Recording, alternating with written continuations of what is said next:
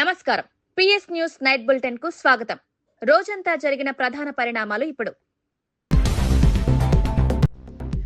జనాభా మార్పులపై అధ్యయనానికి అమిత్ షా ఆదేశాలు. సరిహద్దు జిల్లాలో జనాభా మార్పులపై పరిశీలన, అక్రమ వలసల ప్రభావాన్ని అధ్యయనం చేయాలని అమిత్ షా. జాతీయ భద్రతపై జనాభా మార్పుల ప్రభావం పరిశీలనకు ఆదేశం.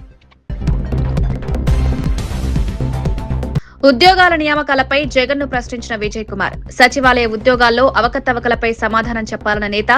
డీఎస్సీ నియామకాలు పూర్తిగా పారదర్శకం, రాజకీయ ప్రయోజనాలకు ఉద్యోగాలు వాడారన్న ఆరోపణ.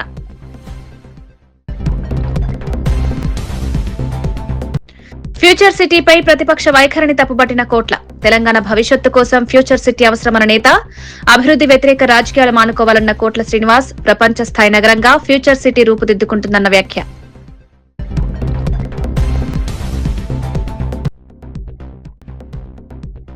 రెండేళ్ల పాలనపై కూటమి ప్రభుత్వాన్ని విమర్శించిన కళ్యాణి. అభివృద్ది కాదు వెన్నుపోటు పాలన అన్న వరదు కళ్యాణి. ప్రజలకు ఇచ్చిన హామీలు అమలు కాలేదన్న నేత. సంక్షేమ పథకాలు అమలు మందగించిందని విమర్శ.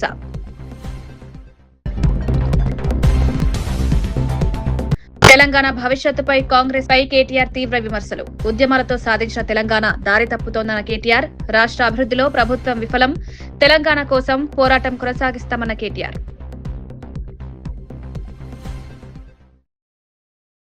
వరంగల్ వెస్ట్ నియోజకవర్గ పరిధిలోని చెరబండరాజు కాలనీలో ఉద్రిక్త పరిస్థితులు నెలకొన్నాయి. కోర్టు నుంచి స్టేటస్ కో ఆదేశాలు ఉన్నప్పటికీ పేదల ఇళ్లను కూల్చివేస్తున్నానని స్థానికులు ఆరోపిస్తున్నారు.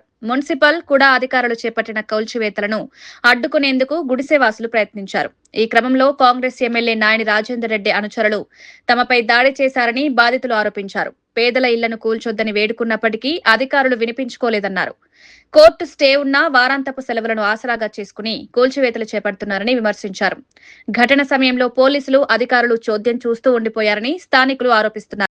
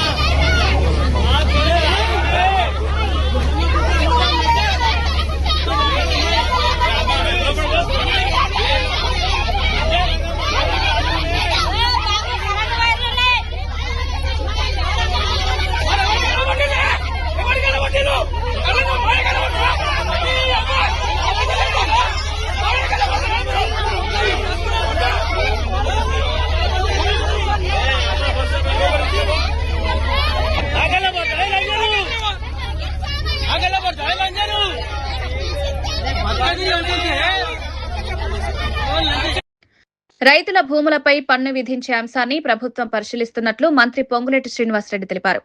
భూములపై పన్ను అమలు చేస్తే భూ ఆక్రమణలకు అడ్డుకట్టపడడంతో పాటు భూములకు భద్రత పెరుగుతుందని అభిప్రాయపడ్డారు. ఈ అంశంపై అసెంబ్లీలో చర్చించి నిర్ణయం తీసుకోవాలని ప్రభుత్వం ఆలోచిస్తున్నట్లు వెల్లడించారు. భూ రికార్డుల పరిరక్షణ, భూముల యాజమాన్య హక్కుల భద్రత కోసం కొత్త విధానాలు అవసరమని పేర్కొన్నారు.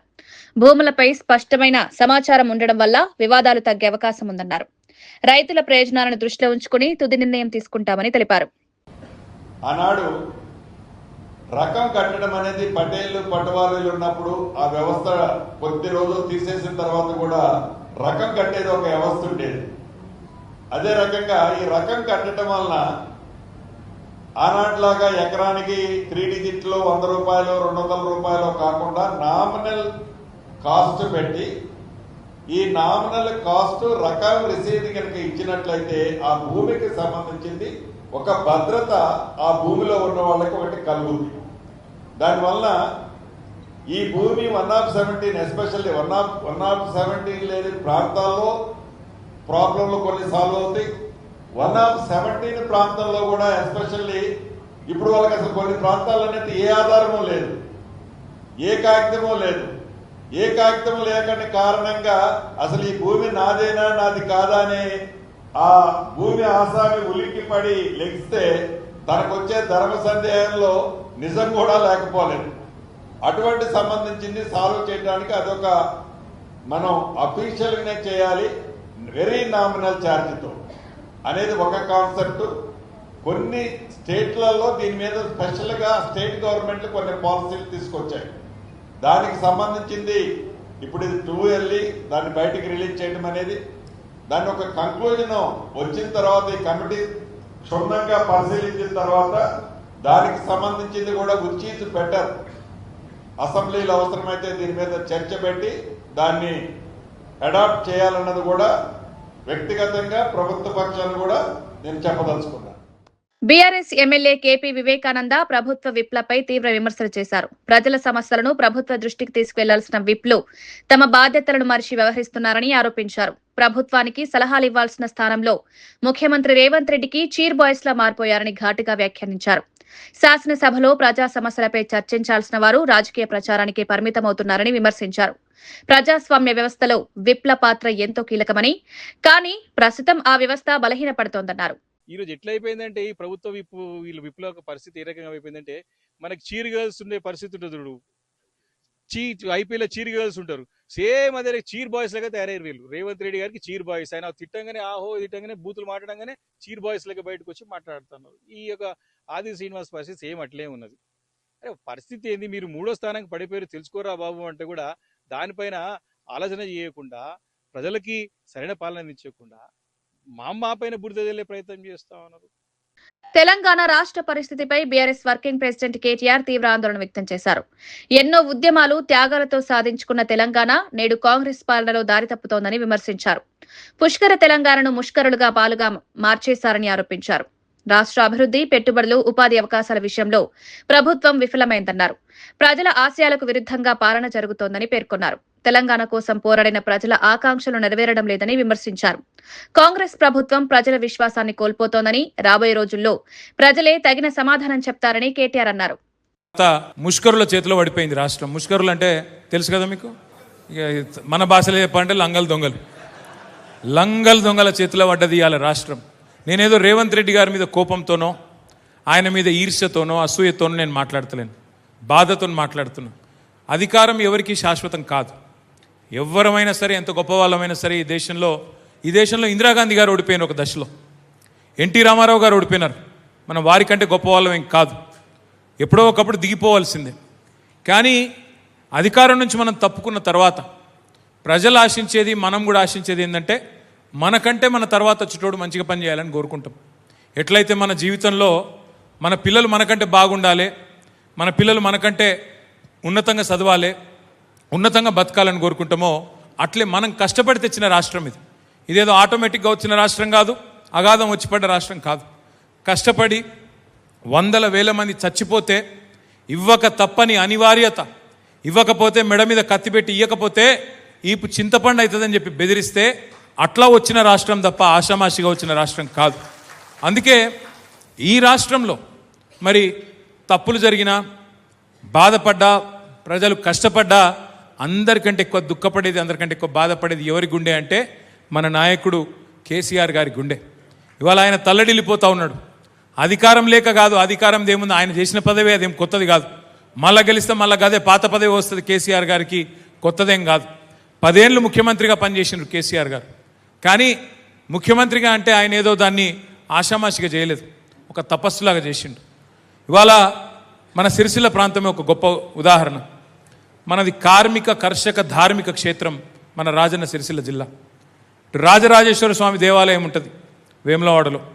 మొత్తం ఈ ప్రాంతం అంతా కూడా మెట్ట ప్రాంతం, నీళ్లు లేని ప్రాంతం, నీళ్లు ఉండి కూడా వాడుకోలేని ప్రాంతం. అప్పుడెప్పుడో నిజాం నవాబు కట్టిన అప్పర్ మానేరు తర్వాత ఒక్క ప్రాజెక్టు లేదు, ఒక్క చెరువును బాగు చేసింది లేదు, కనీసం ఈ ప్రాంత రైతాంగాన్ని పట్టించుకున్న పరిస్థితి లేదు. నక్సలిజం, శాంతి భద్రతల సమస్యలు, నేత కార్మికుల ఆత్మహత్యలు అల్లాడిపోయిన ప్రాంతం సిరిసిల్ల. అట్లాంటి రాజన్న సిరిసిల్ల 10 ఏళ్లలో ఎక్కడి నుంచి ఎక్కడికి వచ్చిందో ఒక్కసారి యాద్ చేసుకోమని చెప్పి నేను కోరుతా ఉన్నా. కేసీఆర్ నాయకత్వంలో ఎక్కడి నుంచి ఎక్కడికి వచ్చినాం. ఒక తాలూకా కేంద్రమైన సిరిసిల్ల జిల్లా కేంద్రం అయ్యింది. విద్యాలయాలకు ఆలవాలంగా మారింది. ఒక వ్యవసాయ కళాశాల, వ్యవసాయ పాలిటెక్నిక్ కళాశాల, ఒక ఇంజనీరింగ్ కళాశాల, ఒక మెడికల్ కళాశాల, ఒక నర్సింగ్ కళాశాల, డిగ్రీ కాలేజీలు, జూనియర్ కాలేజీలు అయితే లెక్కనే లేదు. అన్నీ తెచ్చుకున్నాం. అట్లాగే మన పట్టణాన్ని బాగు చేసుకున్నాం. నేతన్నల బతుకులు బాగు. ఫ్యూచర్ సిటీ అభివృద్ధిపై ప్రతిపక్ష బీఆర్ఎస్ నాయకుల వ్యాఖ్యలను Hyderabad agriculture market committee vice chairman Kotla Srinivas ఖండించారు.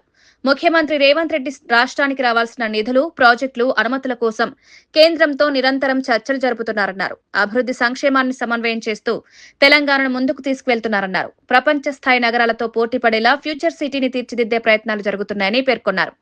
అలాంటి ప్రాజెక్టును రద్దు చేస్తామని ప్రతిపక్షాలు చెప్పడం అభివృద్ధికి వ్యతిరేక ధోరణికి నిదర్శనమన్నారు. రాష్ట్ర భవిష్యత్తును దృష్టిలో ఉంచుకుని ప్రభుత్వం పనిచేస్తోందన్నారు.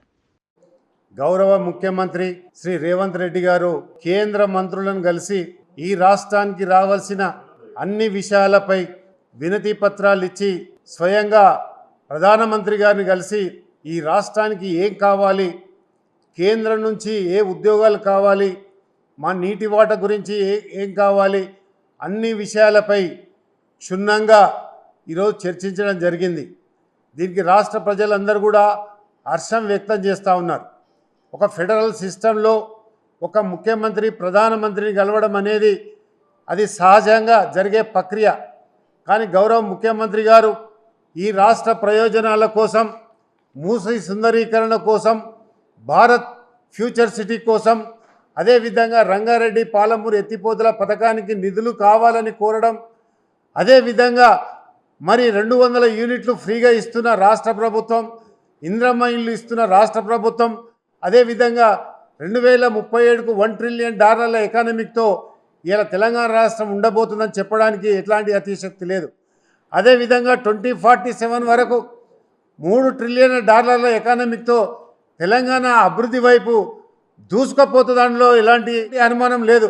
అదేవిధంగా ఇలా కేంద్ర మంత్రులను ఈరోజు ఐఏఎం కావాలని, అదేవిధంగా ఈ రాష్ట్రానికి కావాల్సిన అన్ని డిమాండ్తో కూడుకున్న వినతి పత్రాలు ఇస్తే ఒక మాజీ మంత్రి హరీష్ రావు గారు ఉండి మేము అధికారంలోకి రాగానే భారత్ ఫ్యూచర్ సిటీని రద్దు చేస్తాం, అదేవిధంగా హైడ్రాను రద్దు చేస్తాం అంటే మీ దివాలుకోరు రాజకీయతనానికి ఇది నిదర్శనం కాదా అని సందర్భంగా అడగదలుచుకున్నాం.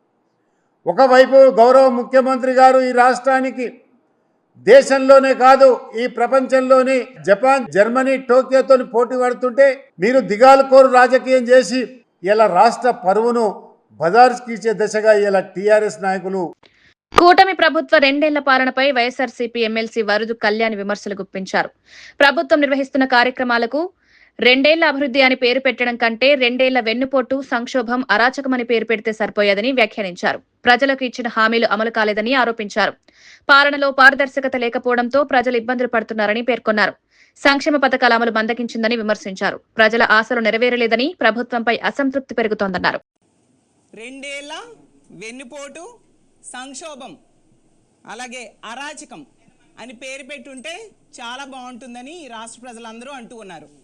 ఎందుకంటే ఎన్నికల్లో ప్రతి 18 ఏళ్ళు నుండి 60 సంవత్సరాలు లోపలున్న మహిళకు నెలకి 1500 చొప్పున అంటే ఏడాదికి 18,000 రూపాయల చొప్పున ఇస్తానని హామీ ఇచ్చి ఇంటింటికి వెళ్ళి బాండ్స్ పంచి మేనిఫెస్టోలో కూడా చెప్పి ఈరోజు 2వ ఏడాది విజయోత్సవ సభని పెట్టుకొని అందులో ఏ విధంగా మాట్లాడారో, ఆ ఆడబిడ్డ నిధికి ఏ విధంగా తూట్లు పొడిచారో మనందరము చూసాం.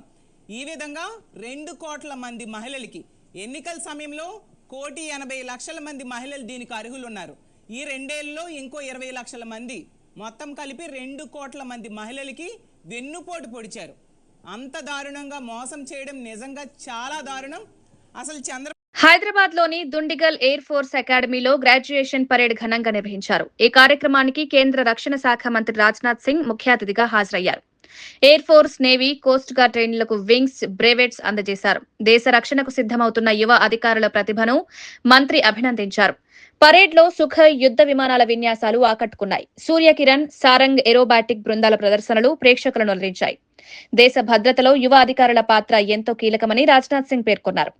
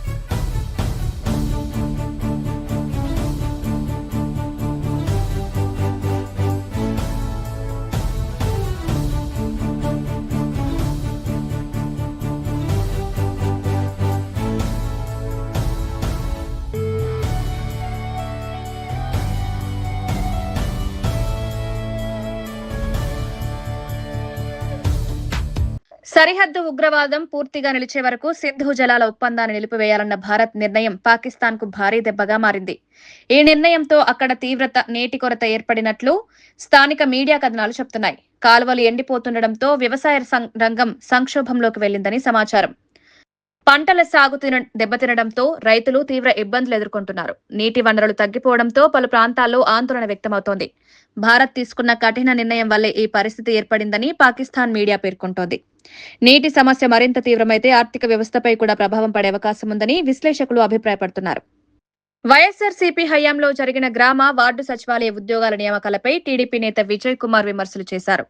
2 లక్షల ఉద్యోగాలు భర్తీ చేస్తామని చెప్పి జగన్ ఆ నియామకాలలో జరిగిన అవకతవకల గురించి కూడా మాట్లాడాలని సవాల్ విసిరారు. అప్పట్లో దాదాపు 90% ఉద్యోగాలు పార్టీ కార్యకర్తలకే ఇచ్చారని వైఎస్ఆర్సీపీ నాయకులే చెప్పారని గుర్తు చేశారు. ప్రభుత్వ ఉద్యోగాలను రాజకీయ ప్రయోజనాల కోసం వినియోగించారని ఆరోపించారు. ప్రస్తుతం కూటమి ప్రభుత్వం నిర్వహించిన డీఎస్సీ నియామకాలు పూర్తిగా పారదర్శకంగా జరిగాయన్నారు. అలాంటి నియామకాలపై ఆరోపణలు చేయడం ఆశ్చర్యకరమని వ్యాఖ్యానించారు. మీ ప్రభుత్వం 2019 సెప్టెంబర్లో రిక్రూట్మెంట్ చేపట్టినప్పుడు ఇట్లాంటి నవీన్లు ఒకరు కాదు, మా దగ్గర ఒకరున్నారు, అతను కనిపెట్టాం, ఉద్యోగం ఇవ్వలేదు. మాకు లెక్క తెలిసి 20-25 మంది దాకా నవీన్లు బయటపడ్డారు. మీ అంతర్గత అనుచరులు, మీ కాంటాక్ట్ డేటా ఆపరేటర్లు, మీకు నచ్చిన సామాజిక వర్గానికి చెందిన వాళ్ళు, మీ ఊరి వాళ్ళు, మీ ప్రాంతం వాళ్ళు, మీ నాయకుల అనుచరులు, రకరకాలుగా మీరు ఏకంగా 1,25,000 ఉద్యోగాలతో మీ అనుచరుల కోసం ప్రభుత్వ నియామక సంక్షేమ పథకాన్ని మొదలుపెట్టారు. జి అనితమ్మ ఉరఫ్ అనితారెడ్డి, ఈ పేరు గుర్తుందా మీకు? అత్యంత పోటీ ఉన్న కేటగిరీ పంచాయత్ సెక్రటరీ గ్రేడ్ 5 150 మార్కులు గాను 112.25 మార్కులు సాధించి స్టేట్ ఫస్ట్ ర్యాంకర్ గా వచ్చింది. విజయవాడలో ఏపీపీఎస్సీ ఆఫీసులోనే అప్పటికి 8 ఏళ్లుగా active out sourcing junior computer assistant గా ఆమె పనిచేస్తుంటే ఫీల్డ్ వెరిఫికేషన్ లో తెలియంది. మీరు ఏమైనా చేశారా? ఏమీ చేయలేదు. ఫస్ట్ ర్యాంక్ అని చెప్పి పొలమాలేసి ఆమె చేత ప్రెస్ మీట్ కూడా పెట్టించి ఆమెకి ఉద్యోగం ఇచ్చారు. దొడ్డ వెంకటరెడ్డి ఇటు ఆర్ట్స్ లో సెకండ్ ర్యాంకు, అటు సైన్సెస్ లో ఫస్ట్ ర్యాంక్ వచ్చేసింది. ఈ దొడ్డ వెంకటరెడ్డి అనే వ్యక్తి ఏపీపీఎస్సీలో అత్యంత రహస్యమైన డేటా విభాగానికి పర్యవేక్షకుడుగా పనిచేస్తున్న మల్లికార్జున్ రెడ్డి గారికి సాక్షాత్తు తమ్ముడు. గంజివరపు లోవరాజు వెంకటరెడ్డితో సమానంగా 111.5. వినోద్ కుమార్ ఎక్కడో ఉండే ఉంటావు నువ్వు ఉద్యోగంలో. ఎస్ శ్రీనివాసులు దేశంలోని సరిహద్దు జిల్లాల్లో చోటు చేసుకుంటున్న జనాభా మార్పులపై సమగ్ర అధ్యయనం చేపట్టాలని కేంద్ర హోంమంత్రి అమిత్ షా ఉన్నత స్థాయి కమిటీకి ఆదేశించారు. ఢిల్లీలో కమిటీ సభ్యులతో నిర్వహించిన సమావేశంలో ఆయన కీలక సూచనలు చేశారు. అక్రమ వలసలు, ఇతర అసాధారణ కారణాల వల్ల జనాభా కూర్పులో వస్తున్న మార్పులను పరిశీలించాలని పేర్కొన్నారు. సరిహద్దు ప్రాంతాలతో పాటు మెట్రో నగరాలు, పారిశ్రామిక పట్టణాలను కూడా సందర్శించి వాస్తవ పరిస్థితులను అంచనా వేయాలని సూచించారు. గత నెలలో సుప్రీంకోర్టు మాజీ న్యాయమూర్తి ప్రకాష్ ప్రభాకర్ నవల్కర్ నేతృత్వంలో ఈ కమిటీ ఏర్పాటైంది. జనాభా మార్పులు జాతీయ భద్రత, సార్వభౌమత్వం, శాంతి భద్రతలతో పాటు సామాజిక పరిస్థితులపై కూడా ప్రభావం చూపుతాయని అమిత్ షా అభిప్రాయపడ్డారు. సమస్యల మూలాలను గుర్తించి తగిన విధానపరమైన, చట్టపరమైన పరిపాలనా చర్యలపై సిఫారసులు చేయాలని కమిటీకి సూచించారు. జనాభా మార్పులపై అధ్యయనానికి అమిత్ షా ఆదేశాలు. సరిహద్దు జిల్లాలో జనాభా మార్పులపై పరిశీలన, అక్రమ వలసల ప్రభావాన్ని అధ్యయనం చేయాలని అమిత్ షా, జాతీయ భద్రతపై జనాభా మార్పుల ప్రభావం పరిశీలనకు ఆదేశం.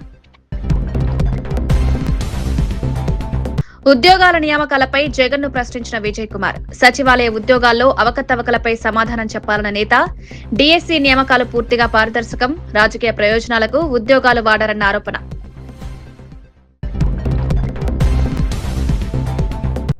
ఫ్యూచర్ సిటీపై ప్రతిపక్ష వైఖరిని తప్పుబట్టిన కోట్ల, తెలంగాణ భవిష్యత్తు కోసం ఫ్యూచర్ సిటీ అవసరమన్న నేత, అభివృద్ధి వ్యతిరేక రాజకీయాలు మానుకోవాలన్న కోట్ల శ్రీనివాస్, ప్రపంచ స్థాయి నగరంగా ఫ్యూచర్ సిటీ రూపుదిద్దుకుంటుందన్న వ్యాఖ్య.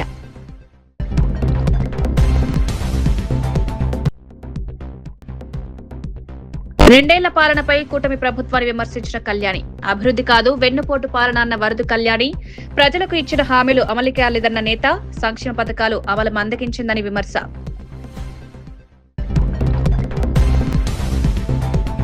తెలంగాణ భవిష్యత్తుపై కాంగ్రెస్ పై కేటీఆర్ తీవ్ర విమర్శలు. ఉద్యమాలతో సాధించిన తెలంగాణ దారి తప్పుతోందన్న కేటీఆర్, రాష్ట్ర అభివృద్ధిలో ప్రభుత్వం విఫలం, తెలంగాణ కోసం పోరాటం కొనసాగిస్తామన్న కేటీఆర్.